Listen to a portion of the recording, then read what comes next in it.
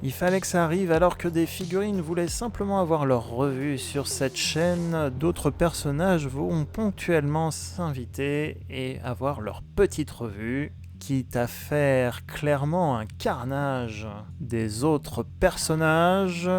Il faut dire aussi que cette figurine est plutôt cool. En la semaine de sortie de la bande-annonce, bienvenue sur cette nouvelle revue vidéo de Marvel Legends Venom.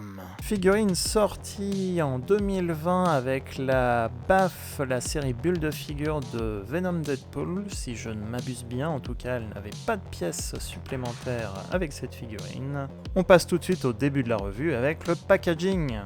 Packaging, on retrouve notre figurine Venom dans un packaging classique de figurine classique Marvel Legends avec le logo Marvel Legends Series en haut, le logo Venom, le film Venom en bas.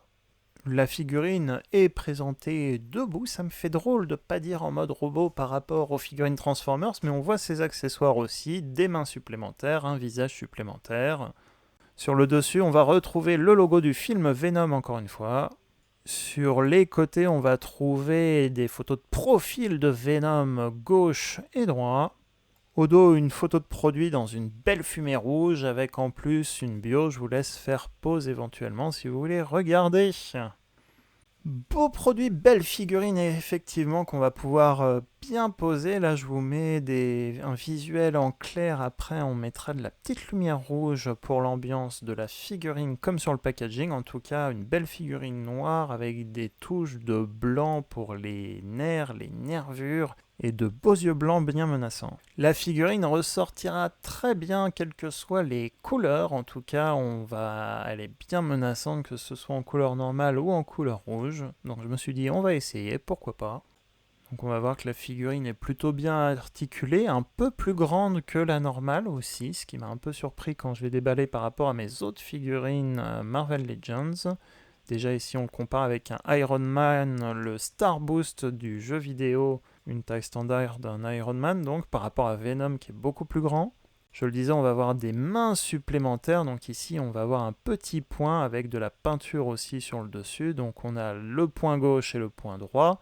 Il va être articulé, on va pouvoir légèrement le bouger une fois qu'il sera emboîté avec la figurine. Pareil pour la main de l'autre côté. Il a de belles griffes, les griffes sont en plastique dur mais un peu mou quand même, donc ça ne c'est pas censé bouger mais on n'est pas censé se blesser non plus. La tête va être articulée, on peut la changer, la sortir, c'est sur un ball joint. Ce qui va permettre de mettre une nouvelle tête qui cette fois ne sort pas la langue et qui a l'air de sourire, mais un sourire quand même plutôt bien menaçant. En termes de mouvement de la tête, on ne peut pas la lever plus malheureusement. Je m'attendais à un peu plus de mouvement de la tête. Si on fait plus haut, on va décrocher la tête. On a de beaux détails sculptés également sur le visage de Venom, et c'était également le cas sur la tête précédente. En changeant les points, du coup, on va avoir Venom qui va pouvoir donner des coups de poing.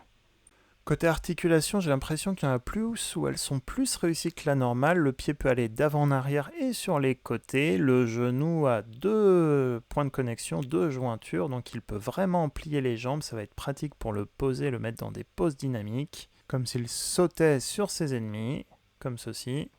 Articulation à la taille et plus précisément au-dessus de la taille, l'articulation n'est pas à la taille elle-même mais vraiment au niveau plus un peu en dessous de la poitrine pour bouger le buste.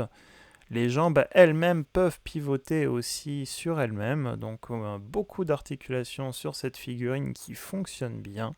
On ne pourra pas mettre la jambe 3 à l'arrière par contre à cause du fessier, mais encore une fois par le torse on va pouvoir faire pivoter d'avant en arrière et de droite à gauche les différentes parties du corps.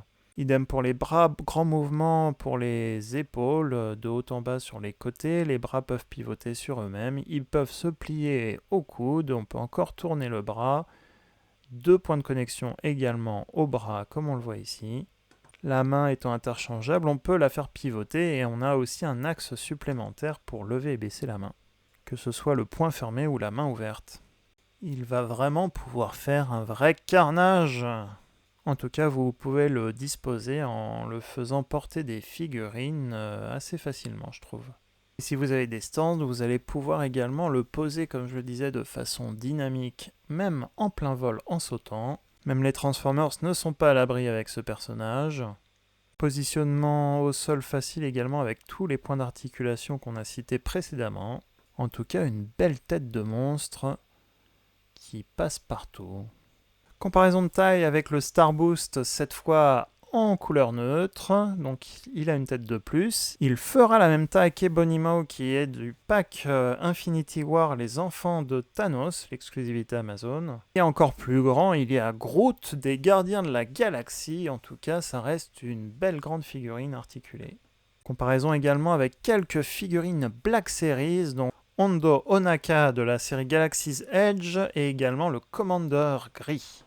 Comparaison également avec une figurine Deluxe, la Deluxe Cup en Transformers, la chaîne étant Transformers, forcément il y aura des comparaisons.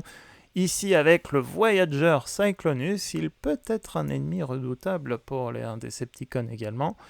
Et également Arcee, une figurine Deluxe de la gamme Kingdom.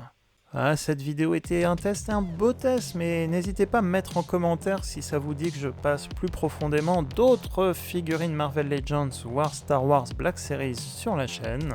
Les revues Transformers et News Transformers restent bien sûr, mais je souhaite savoir si ça vous intéresserait ponctuellement que ça arrive, donc n'hésitez pas à me le dire. En tout cas, si vous arrivez à trouver cette figurine, je la recommande parce qu'elle est plutôt chouette, bien détaillée et bien menaçante aussi pour en faire un bon ennemi quels que soient vos univers. Et il est chouette à prendre en photo également.